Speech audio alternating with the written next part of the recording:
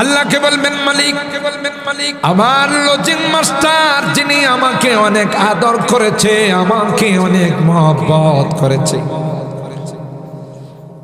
বাড়িতে আইসে জিজ্ঞাসা করছে মাদ্রাসার ছাত্রটা খাইছেনি? দোকানে ছিল, ব্যবসা বাণিজ্যে ছিল, জমি জামাতে খেতে খামারে ছিল, খবর নিছে গো আমি ঠিক মতো খাইলাম কিনা, কি দিয়া খাওয়াইছো খবর নিছে। আজকে গুনার কারণে বাম কাতারে দেখা যায় এ মালিক না না, এত বড় নেমো খারাপ হয় নাই।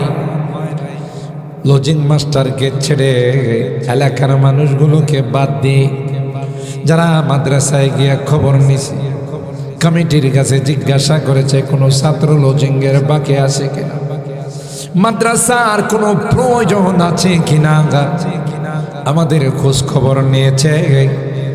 আজকে মালিক গুনার কারণে বাম কাতারে দাঁড়িয়ে আছে, জাহান্নামের লাইনে দাঁড়িয়ে আছে।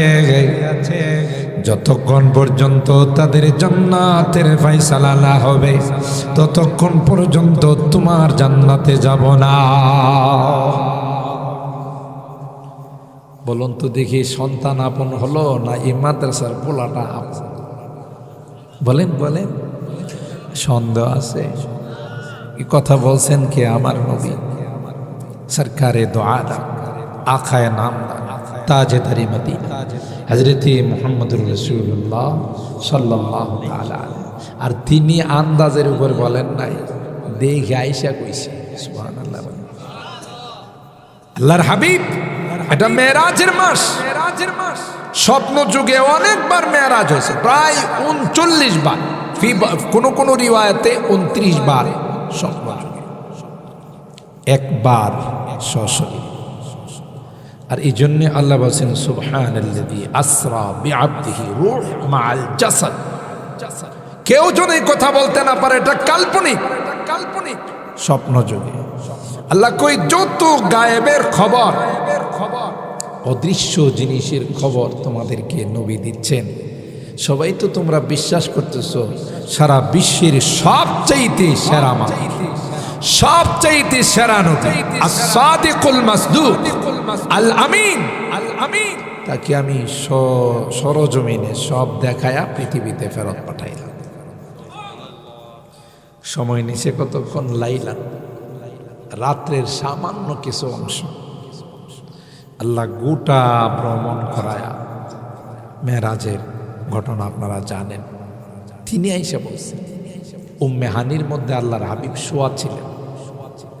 উম্মে হানি ওলামায়ে কেরাম জানেন, ওলামায়ে কেরামরা ওখানে যায় বসেন।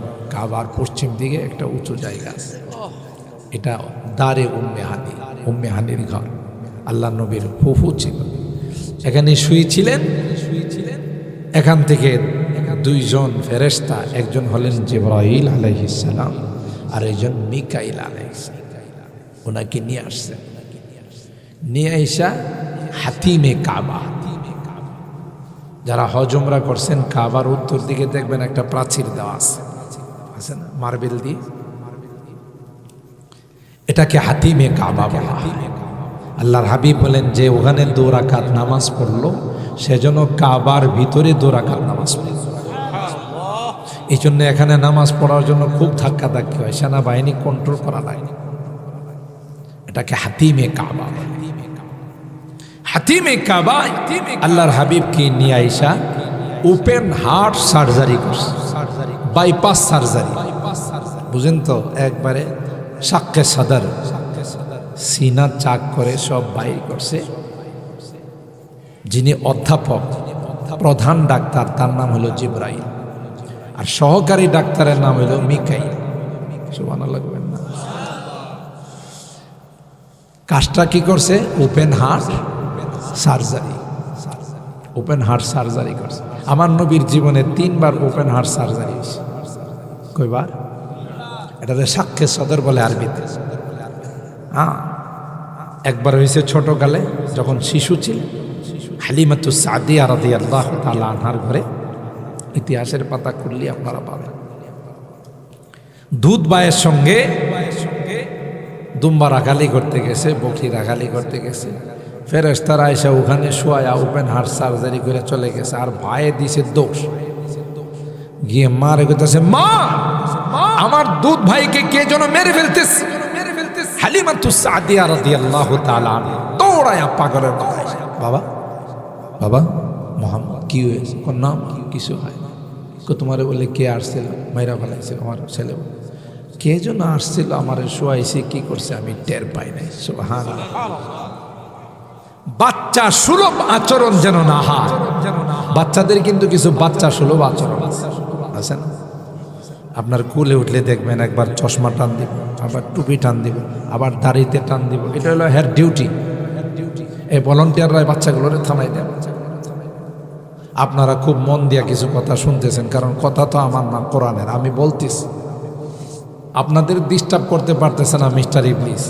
এই জন্য পোলাবেন কিছু ধরে নিয়েছে, তোদের সাথে আমিও আছি, তোদের ভয় নাই। কথা কয় না, ওই তোদের সাথে আমিও আছি, তোদের কোনো ভয় নাই। আল্লাহ, এই বাচ্চা সুলভ আচরণ যেন না হয়। এটা হলো প্রথম মারহালা, ওপেন হার্ট সার্জারি। দ্বিতীয় পর্যায়ে ওপেন হার্ট সার্জারি আমার রাসূলের হয়েছিল যৌবনকালে। যুবকদের একটা পাগলামি আছে না, যদিও আখাউড়ার যুবকদের নাই, আমাদের ঢাকার যুবকদের আছে। এরা করে কি 31st নাইট আসলে হারে বাপরে, আতশবাজি কারে কয়, গান বাজনা কারে কয়, মদ খুর কারে কয়। কথা বলেন ঠিক কিনা? এরা নতুন নববর্ষকে স্বাগতম জানায়, হ্যাপি নিউ ইয়ার। নববর্ষ তোমাকে স্বাগতম। নববর্ষকে আইতেছি, স্বাগতম ভালো করে গ্রহণ করো। না দান কোথাকার, জীবন থেকে একটা বছর 2024 সন মাইনাস হয়ে গেছে। এটা খুশি আর আনন্দের কি? এটা তো অনুতপ্ত হওয়ার বিষয়। আমার জীবন থেকে 2024 বিদায় নিয়ে গেছে, আর কোনদিন 24 আমার কাছে ফেরত আসবে। মুসলমান ইমানদার বিজাতীয় কালচারে ছাগলের 3 নাম্বার বাচ্চার মতো লাফালাফি। 2টা বাচ্চা তো 2 স্তনে দুধ খাইছে, এটি তো দুধ খায়া পেট বইরা নাচতেছে, তৃতীয়টাও নাচে। এটার দিকে গেলে তুই নাচস কাকা, হেরা 2জন নাচে কা? কথা কয় না, এটার কো ছাগলের 3 নাম্বার বাচ্চা। আরে মুসলমান, তোমরা তো সেরা জাত, তোমরা হলে বিশ্বের সিংহ মানব। আর এগুলো তো ছাগলের বাচ্চা। এটা দুনিয়াতে যত আমোদ ফুর্তি করতে পারে, যত তামাশা করতে পারে, কবরে যাওয়ার সাথে সাথে এমন পিটন দিবে, প্রথমে মেরুদণ্ড ভেঙে যাবে। আর নাচতে গেলে তো মেরুদণ্ড লাগে। ওরা নাচবো কেমন?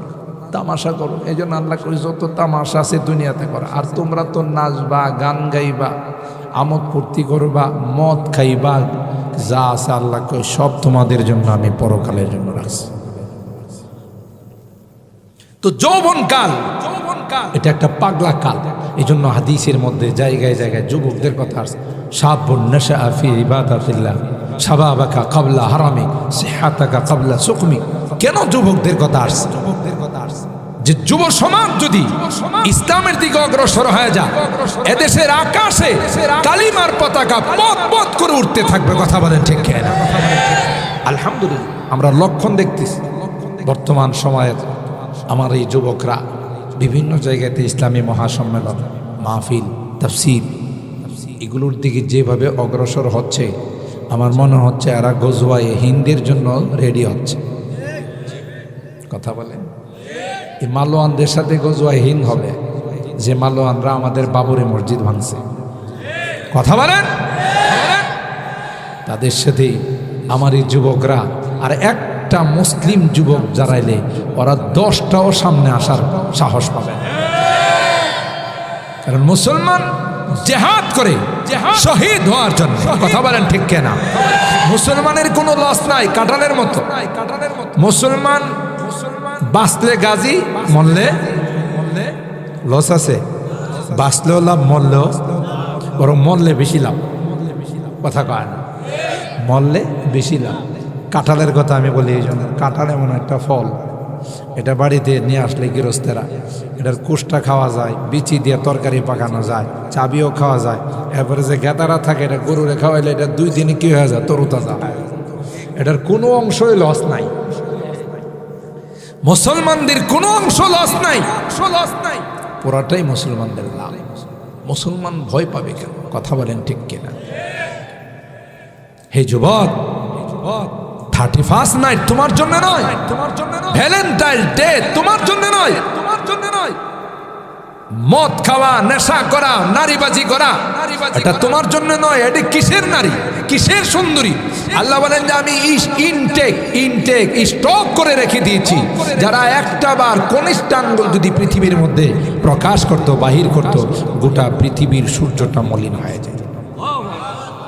এই যুবক, তোমাকে আল্লাহ লোক দেখাইছে, ওয়াহুরুল ঈন কামসালিল লুলুইল মাকনুন জাযাআম বিমা কানু ইয়ামালুন লা ইয়াসমাউনা ফিহা লাওয়া ওয়ালা তা'থীম। ওখানে কোনো রকমের শোরগোল নাই। এমন নারী তোমার জন্য রাখা হয়েছে, একটি ভার আটলান্টিক মহাসাগরে থুতু ফেললে গোটা সাগরের পানিটা মেশকে আম্বরের গ্রাম হয়ে যাবে। তো তুমি কিসের গান্দার পিছনে দৌড়াও?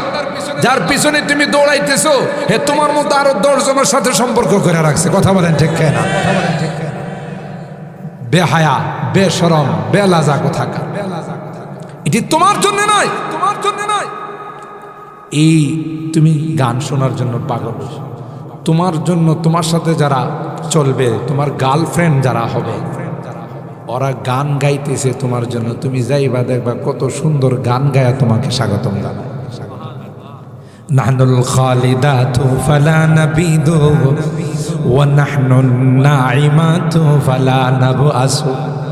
এত সুন্দর গান গাইবে, যে গান তোমার জীবনে কোনোদিন শুনো নাই। আর বলবে আয় আয়, তোমার জন্য আমরা দীর্ঘদিন পর্যন্ত লালায়িত। এ যুবক, যৌবনকালের পাগলামি তুমি ছেড়ে দাও। যুবক, যৌবনকালের বিভিন্ন রকমের অশ্লীলতা ছেড়ে দাও। আল্লাহ ডাক দিয়া কয়, কিয়ামতের কঠিন ময়দানে আমি আল্লাহ তোমাকে আরশে আজিমের নিচে ছায়া দেব তোমার জন্য। আল্লাহর হাবিবের যৌবনকালে 2 নাম্বার ওপেন হার্ট সার্জারি হয়েছিল, 3 নাম্বার ওপেন হার্ট সার্জারি হয়েছিল মেরাজের রজনীতে। 2 জন ডাক্তার, একজন হলেন জিবরাইল আর একজন হলেন মিকাইল। ওটি হলো অপারেশন থিয়েটার, এটা হলো হাতিমে কাবা। ওপেন হার্ট সার্জারি করেছে, মেডিসিন ব্যবহার করেছে আবে জমজম। ডাক্তার 2 জন ফেরেশতা, হাসপাতালটা হলো হাতিমে কাবা, মেডিসিন হলো আবে জমজম। চিকিৎসাটা হয়েছে বিশ্বের সবচেয়ে সেরা রোগী মুহাম্মদুর রাসূলুল্লাহ সাল্লাল্লাহু আলাইহি ওয়াসাল্লাম। কেন করেছেন? যে আপনাকে অনেক দূরে যাইতে, ইনদা সিদরাতিল মুনতাহা ইনদাহা জান্নাতুল মাওয়া ইদ ইয়াগশা সিদরাতা মা ইয়াগশা মা যাগাল বাসার ওয়া মা তাগা লাকাদ রাআ মিন আয়াতি রাব্বিহিল কুবরা। ঊর্ধ্ব জগতে যাওয়ার জন্য যে পাওয়ারটা দরকার, সেই পাওয়ারটা আপনার ভিতরে এই ওপেন হার্ট সার্জারি করে ঢোকানো হয়েছে। সুবহানাল্লাহ। আল্লাহর হাবিব, আমি মেরাজের ঘটনা বিস্তারিত আলোচনা করতেছি না, আপনারা জুমার মধ্যে শুনবেন। আল্লাহর হাবিব ওখান থেকে মিনাল মসজিদিল আকসা মিনাল মসজিদিল হারাম ইলাল মসজিদিল আকসা, বাইতুল্লাহ থেকে বাইতুল মুকাদ্দাস অল্প সময়ের মধ্যে উপস্থিত হয়ে দেখেন সমস্ত নবীরা ওখানে উপস্থিত। সুবহানাল্লাহ। রুহানি ভাবে আদম থেকে নিয়ে আল্লাহ তাআলা ঈসা রুহুল্লাহ পর্যন্ত সমস্ত নবীদেরকে ওখানে উপস্থিত করে রাখছেন। 2 রাকাত নামাজের ইমামতি করবেন সৈয়দুল ইমাম সৈয়দুল আম্বিয়া ওয়াল মুরসালিন, ইমামুল আম্বিয়া ওয়াল মুরসালিন রাসূল আকরাম সাল্লাল্লাহু তাআলা আলাইহি ওয়াসাল্লাম। 2 রাকাত নামাজ ইমামতি করার পর সবার সাথে মোলাকাত। জিবরাইল বলেন, হুজুর সময় নাই, তাড়াতাড়ি চলেন, আরো অনেক দূর। 1ম, 2য়, 3য়, 4র্থ, 5ম, 6ষ্ঠ, 7ম আসমান, সিদরাতুল মুনতাহা, আরশ, কুরসি, লৌহ, কলম, জান্নাত, জাহান্নাম, সব কিছু ভ্রমণ করায়া, সব কিছু দেখায়া মুহূর্তের মধ্যে আবার আল্লাহ মক্কায় পাঠায় দিলেন। মুহূর্ত বললাম কোত্থেকে? লাইলাম। এক নাম্বার তো আসরা। আসরা মানে হলো রাত্রির ভ্রমণ। তো রাত্রি ভ্রমণ তো সারা রাত্রির ভ্রমণ কে আসরা বলে? তো আমার নবীর মেরাজে সারা রাত্র নয়, সামান্য সময়। এই জন্য আল্লাহ এখানে লাগাইছেন যে লাইলাম মিনাল মসজিদিল হারাম, রাত্রির সামান্য কিছু অংশ। আল্লাহর হাবিব সব কিছু নিজ চোখে দেখে আসলেন। জাহান্নামের শাস্তি কেমন, জান্নাতের আরাম আয়েশ কেমন, যারা নেককার হবে তাদের সুযোগ সুবিধা কেমন, আর যারা গুনাহগার হবে, নাফরমান হবে, মদখুরের কি শাস্তি, জেনাখুরের কি শাস্তি, যারা চুগলখোর তাদের কি শাস্তি, সব কিছু কাকে দেখাইছেন? আল্লাহর হাবিবকে কে দেখাইছেন? ভাই বলেন কে দেখাইছেন? আল্লাহ দেখাইছেন। তিনি আয়েশা যখন ফজরের পরে বললেন যে আমি আজকে রাত্রে মেরাজে গেছিলাম, এই সব দেখে আসছি, এই খবর যখন কাফের মুশরিকদের কাছে গেছে, এরা তো তালি বাজানো শুরু করে। আর দেখছো এতদিনে মোহাম্মদকে ধরার একটা সুযোগ। মোহাম্মদ এই অল্প সময়ের মধ্যে বাইতুল্লাহ থেকে বাইতুল মুকাদ্দাস, সেই মক্কা থেকে জেরুজালেম, ওখান থেকে প্রথম, দ্বিতীয়, তৃতীয়, চতুর্থ আসমান। চিন্তা করো, এই শর্ট টাইমের মধ্যে সব ভ্রমণ করে তিনি চলে আসছে। এই জাতীয় কথা কি বিশ্বাস করা যায়?